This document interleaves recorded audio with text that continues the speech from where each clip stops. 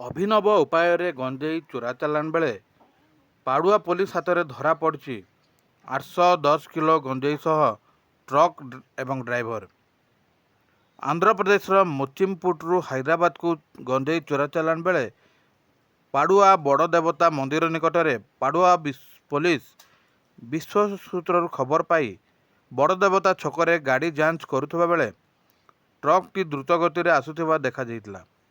Police ରୋକିବାକୁ ସଂକେତ ଦେଲେ ମଧ୍ୟ ଟ୍ରକ୍ଟି ଚାଟିଆ ଅଭିମୁଖେ ଚାଲି ଯାଉଥିବା ବେଳେ ପୋଲିସ ଦଳ ପ୍ରାୟ 1 କିମି ଦୂରରେ ସିରଜଗୁଡ଼ା ଗାଁରେ ଟ୍ରକ୍ଟିକୁ ଆୟତ୍ତ କରିଥିଲେ।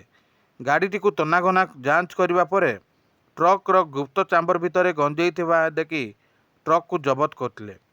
ଉକ୍ତ ଗଞ୍ଜେଇର ଆନୁମାନିକ ମୂଲ୍ୟ 80 ଲକ୍ଷ ଟଙ୍କାରୁ ଉର୍ଦ୍ଧ୍ୱ ହେବ ବୋଲି ଜଣାପଡ଼ିଛି।